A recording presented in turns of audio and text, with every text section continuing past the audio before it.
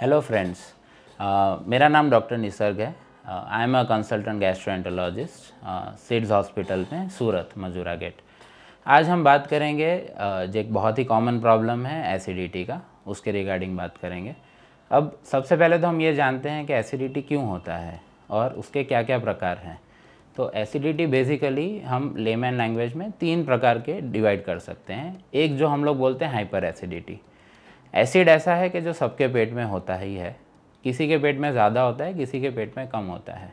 तो अगर अपना एसिड का सिक्रीशन पेट में बढ़ जाता है, जिसको हम लोग हाइपर एसिडिटी बोल सकते हैं, उसके कारण में कॉमनली ये होता है कि ज़्यादा स्ट्रेस लेना, कुछ खाने की चीज़ें हैं जिसके बारे में हम डिस्कस करेंगे।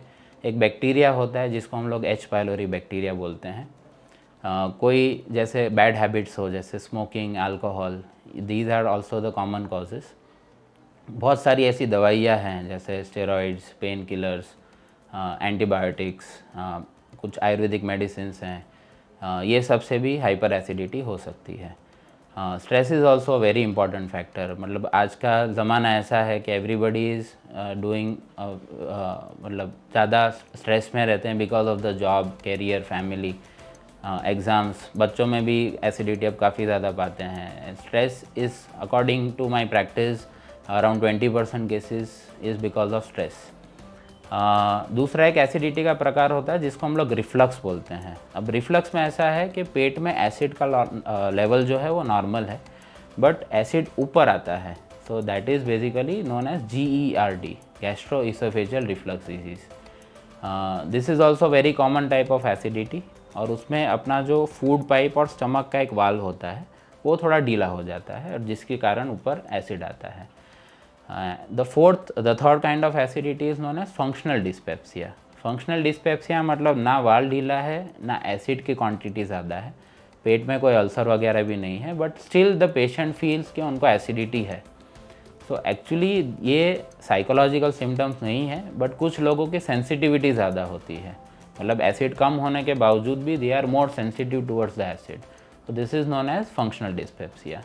अब इसका जो सिम्टम्स जो एसिडिटी के होते हैं वो क्या होते हैं, तो there are cardinal 4 to 5 symptoms. एक होता है कि पेट में जलन, दूसरा होता है कि खाना ऊपर आना, थ्रोट में जलन या छाती में जलन, कभी कभी पेट में दर्द होना, भूख नहीं लगना, उल्टी जैसा लगना या उल्टी हो जाना। These are the common symptoms for acidity. There are some uncommon symptoms for acidity, जैसे कि रिफ्लक्स में एसिड यहाँ तक ऊपर आता है तो तब ज़्यादा खांसी आना, लेटते वक्त प्रॉब्लम होना। These are some uncommon symptoms. इसका डायग्नोसिस कैसे होता है? Normally there are 2 strategies. एक होती है टेस्ट एंड ट्रीट, कि जिसमें अपने को पेशेंट को ऐसे सिम्टम्स होते हैं and it is for short time. तो आप पेशेंट की सबसे पहले लाइफस्टाइल देखो कि खाने पीने का टाइम, सोने का टाइम, एक्टिविटी, क्या खाना खाते हैं, कोई ऐसा एडिक्शन, अल्कोहल, स्मोकिंग वगैरह है कि नहीं। तो अगर ये सब ऐसी कोई चीज़ें नहीं हैं तो आप कुछ टाइम के लिए दवाई दे के देखो। अगर दवाई से पेशेंट ठीक हो जाता है तो usually no testing are required.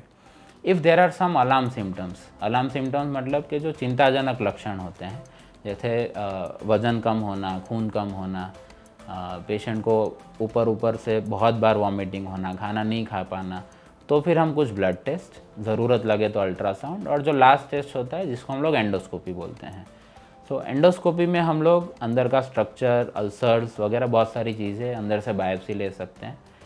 सो इसकी जानकारी हम लोग आपको नेक्स्ट वीडियो में देंगे कि एंडोस्कोपी क्या होती है और कैसे करते हैं। इसका ट्रीटमेंट क्या होता है? Treatment is divided into 3 parts. One is lifestyle, कि जो पेशेंट में हमें लगे कि ये प्रॉब्लम पेशेंट को ज़्यादा परेशान कर रहा है तो हम उसके लिए काउंसलिंग करते हैं। दूसरा होता है डाइट, और तीसरा होता है दवाइयाँ। अब डाइट पे आते हैं, तो what are the common triggers for acidity?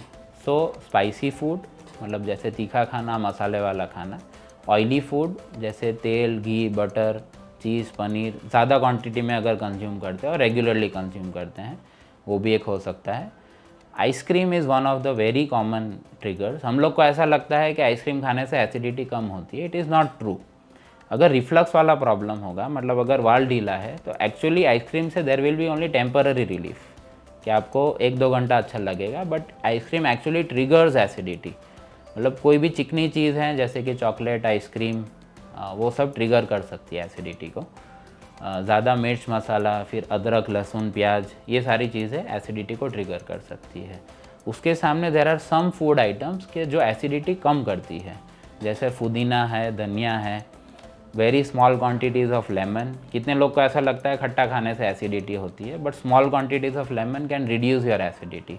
पानी ज़्यादा पीना, स्मोकिंग नहीं करना, अल्कोहल ज़्यादा नहीं लेना, दीज आर कॉमन थिंग्स के जिससे एसिडिटी आप कम कर सकते हो। दवाई में तो हम ज़्यादा टेक्निकल उसमें नहीं जाएंगे, बट ऐसी दवाइयाँ होती है which are of very low dose, 20 milligram 40 milligram के, जो आप आराम से 3-6 महीना ले सकते हैं और उससे कम हो सकती है। एक दवाई ऐसी होती है जो एच पायलोरी बैक्टीरिया की हमने बात की थी कि वो एंटीबायोटिक्स, कि जो बैक्टीरिया मरेगा उसके बाद एसिड कम हो जाएगा। अगर आपको इसके बारे में और डिटेल में जानकारी चाहें तो you are most welcome at our website और एट यूट्यूब चैनल, और we can meet in person at Sid's hospital Surat. तो थैंक यू वेरी मच, और आप कोई भी आपको प्रॉब्लम हो then we can meet again.